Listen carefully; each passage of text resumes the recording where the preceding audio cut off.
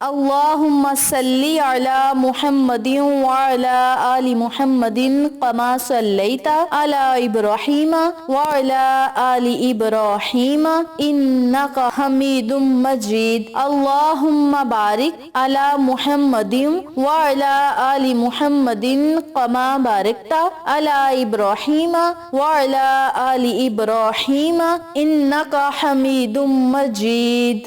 محترم سامعین، السلام علیکم ورحمۃ اللہ وبرکاتہ۔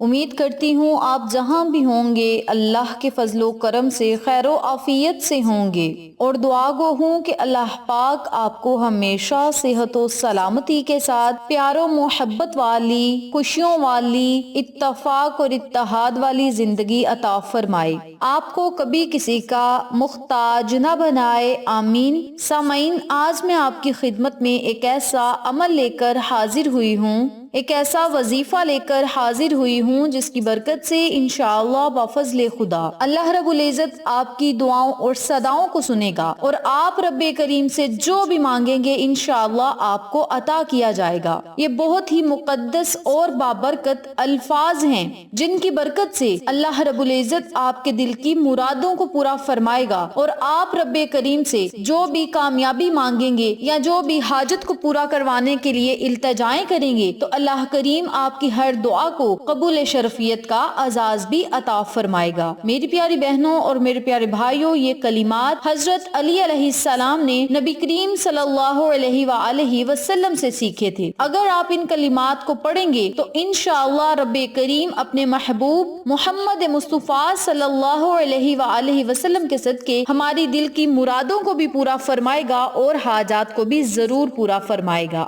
آج کا عمل، آج کا وظیفہ استغفر اللہ اور اللہ اکبر پر منحصر ہے۔ استغفر اللہ کی بھی بہت زیادہ فضیلت و برکات ہیں۔ حضرت ابو سعید خدری رضی اللہ تعالی عنہ سے روایت ہے کہ حضور نبی کریم صلی اللہ علیہ وآلہ وسلم نے فرمایا، بنی اسرائیل میں سے ایک شخص تھا جس نے 99 قتل کیے تھے، اور پھر مسئلہ پوچھنے نکلا تھا کہ اس کی توبہ قبول ہو سکتی ہے یا نہیں۔ وہ ایک رہبر کے پاس آیا اور اس سے پوچھا، کیا اس گناہ سے توبہ کی کوئی صورت ممکن ہے؟ راہب نے جواب دیا، نہیں۔ اس نے اس راہب کو بھی قتل کر دیا۔ پھر اس نے ایک اور شخص سے پوچھا تو اس نے بتایا کہ تم فلاں بستی میں جہاں نیک لوگ رہتے ہیں جاؤ، ان کے ساتھ مل کر توبہ کرو، اور وہ اس بستی کی طرف روانہ ہو گیا، لیکن ابھی نصف رستے میں بھی نہیں پہنچا تھا کہ اس کی موت واقع ہو گئی۔ رحمت اور عذاب کے فرشتوں میں جھگڑا ہونے لگا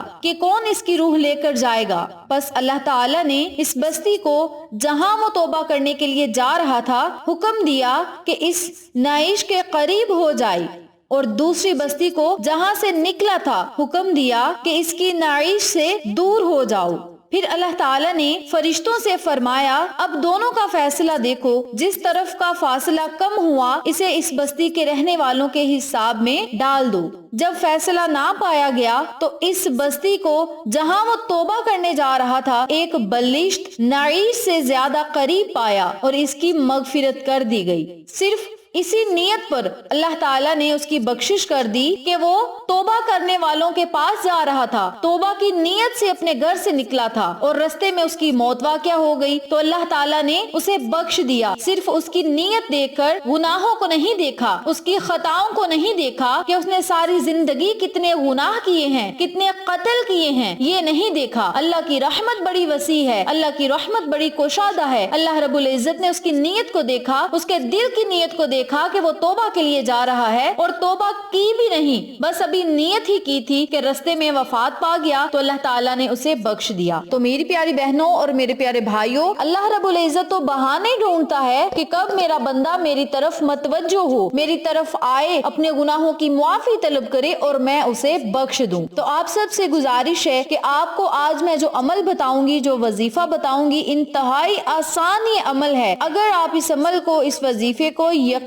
کامل کے ساتھ پڑھ لیتے ہیں تو اللہ رب العزت آپ کو دنیا اور آخرت کی ہر وہ خوشی عطا فرمائے گا جس کی آپ کو ضرورت اور طلب ہے۔ نمبر 2 پہ اللہ اکبر، ان کلمات کی بھی بہت زیادہ فضیلت ہے اور اس میں اللہ رب العزت کی بڑائی بیان کی گئی ہے۔ اگر آپ ان کلمات کو یقین کامل کے ساتھ پڑھیں گے تو اس سے بھی آپ کو بہت زیادہ فائدے ہوں گے۔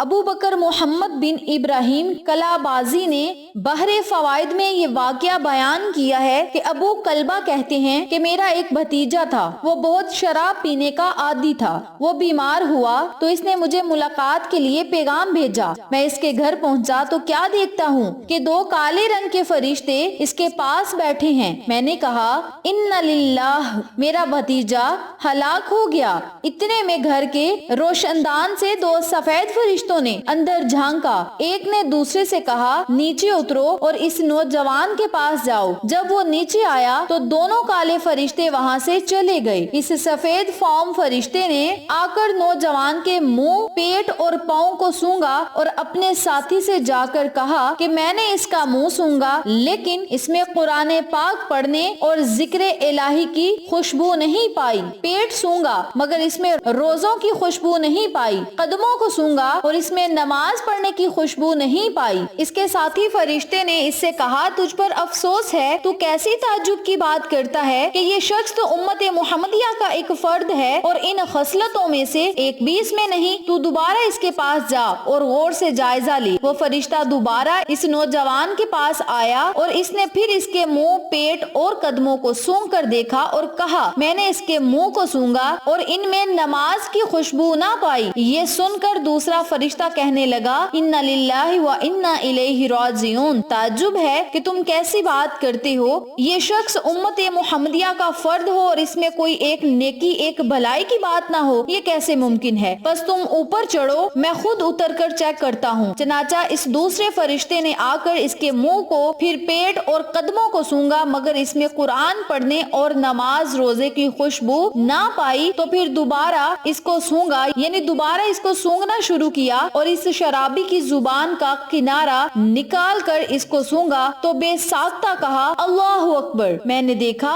کہ اس نے ان تقیہ میں اللہ کی رضا اور خوشنودی کے لیے نعرہ تکبیر کرتے ہوئے اللہ اکبر کہا تھا اور اس کی زبان سے اللہ اکبر کہنے کی خوشبو آ رہی ہے۔ پھر اس نوجوان کی روح پرواز کر گئی اور میں نے اس کے گھر کو کستوری کی خوشبو سے بسا ہوا پایا۔ تو میری پیاری بہنوں اور میرے پیارے بھائیوں، یاد رکھیں اللہ رب العزت کا چھوٹے سے چھوٹا ذکر ہمیں جنت میں لے جا سکتا ہے، ہماری آخرت کو بہتر بنا سکتا ہے۔ وہ شخص جو بہت گناہگار تھا، شرابی تھا، نہ کبھی نماز پڑھی، نہ کبھی روزہ رکھا، نہ کبھی اللہ رب العزت کا ذکر کیا، مگر ایک مجلس سے گزر رہا تھا، ایک گروہ کے پاس سے گزر رہا تھا جو نعرہ تکبیر کا نعرہ لگا رہے تھے، تو اس شخص نے اللہ اکبر کہا اور اللہ اکبر کہنے پر رب کریم نے اس کی بخشش فرما دی۔ تو میری پیاری بہنوں اور میرے پیارے بھائیوں، آج کا عمل، آج کا وظیفہ انتہائی آسان ہے۔ اگر آپ روزانہ 100 مرتبہ دن میں کسی بھی ٹائم، کسی بھی وقت یا کسی بھی نماز کے بعد